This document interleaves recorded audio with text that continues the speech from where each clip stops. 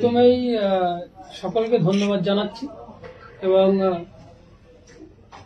ভাইজানকে, বিশেষ করে বড় ভাইজানকে অবশ্যই আন্তরিক ধন্যবাদ জানাচ্ছি। আপনারা এর আগেও দেখেছেন যে বড় ভাইজান যাকে সিলেক্ট করেছেন তাকেই বসিরহাট লোকসভা কেন্দ্রে দলের পক্ষ থেকে প্রার্থী করা হয়েছে। এই বসিরহাট একটা মানুষের আবেগের সাথে জড়িত। আমরা যারা বসিরহাটের মানুষ, বর্তমান বসিরহাট যে জায়গায় দাঁড়িয়ে আছে সেই জায়গায় এর আগে যারা বসিরহাটে দীর্ঘদিন ক্ষমতায় ছিলেন, অর্থাৎ তৃণমূল কংগ্রেস 15 বছরে 3 বার এমপি চেঞ্জ করেছেন। আপনারা দেখেছেন হাজি নুরুল দিয়ে এখানে শুরু হয়েছিল তৃণমূলের, সেই হাজি নুরুল তাকে পাল্টানো হলো। কি কারণে পাল্টানো হলো আপনারা সকলেই জানেন, যেটা তিনি ক্যান্ডিডেট হওয়ার সাথে সাথে আনন্দবাজার পত্রিকার দক্ষিণবঙ্গের পেজে একেবারে প্রথমেই বেরিয়েছিল। আমি সেই কথাটা বলতে চাই না। তারপরেই আপনারা দেখেছেন ইদ্রিস আলীকে, সেই ইদ্রিস আলীকে আবার 5 বছর পরে তাকে এখান থেকে নিয়ে চলে যাওয়া হল ভগবান গোলায়। আবার তারপরে নুসরাত জাহান, যাকে মুসলমান সমাজ তাকে নামটা নিতেও ঘৃণা করে। আমরা একটা পারিবারিক বা সামাজিক বন্ধনের মধ্যে প্রত্যেকে আবদ্ধ থাকি, কিন্তু নুসরাত জাহান তার যে ছেলে, সেই ছেলের বাবার পরিচয় নেই। সেই পরিচয়হীন ছেলের, পিতৃ পরিচয়হীন ছেলের জন্ম দিল নুসরাত জাহান। তাকে পরিবর্তন করে আবার হাজি নুরুলকে রিপিট করা হলো। আমি বসিরহাটবাসীর কাছে এটা জানতে চাই, হাজি নুরুল দীর্ঘ 5 বছর সংসদ ছিলেন, প্রায় 10 বছরের সময় কাছাকাছি তিনি এমএলএ আছেন।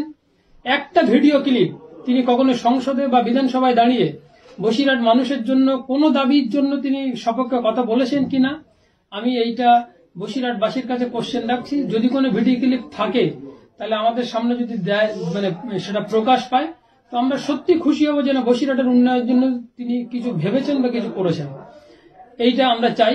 এবং বসিরহাটে অ্যাকচুয়ালি সামগ্রিক উন্নয়ন বলে কিছুই হয়নি। বসিরহাটে যদি একটু সামান্য বর্ষা হয় দেখবেন যে পানি বা জল সেখানে জমে যায়, কোনো ড্রেনেজ ব্যবস্থা নেই, ভালো কোনো রাস্তা নেই, সর্বসময় সেখানে জাম লেগে থাকে।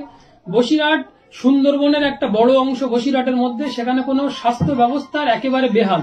তাই আমরা চাই যে বসিরহাটে একটা মেডিকেল কলেজ, যেখানে বসিরহাটের বাচ্চারা পড়াশোনা করতে পারবে, এইটা হচ্ছে যে আমরা চাই।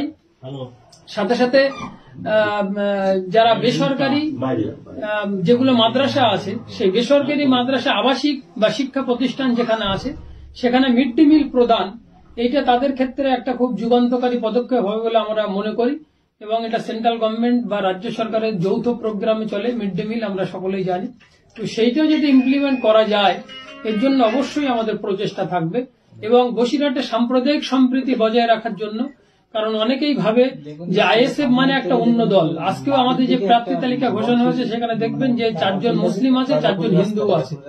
ফলে আমরা হিন্দু এবং মুসলিম এই বাইনারির মধ্যে ঢুকতে চাই না, যেটা বিজেপি করতে চায় বা অন্য দল করতে চায়। আমরা চাই যে হিন্দু, মুসলিম, বৌদ্ধ, খ্রিস্টান, আমাদের এই দেশের প্রত্যেকেই আমরা যারা অধিবাসী, আমরা সকলে কাঁধে কাঁধ মিলিয়ে, পায়ে পা মিলিয়ে ভারতকে এগিয়ে নিয়ে যাওয়ার জন্য আমাদের লড়াই থাকবে।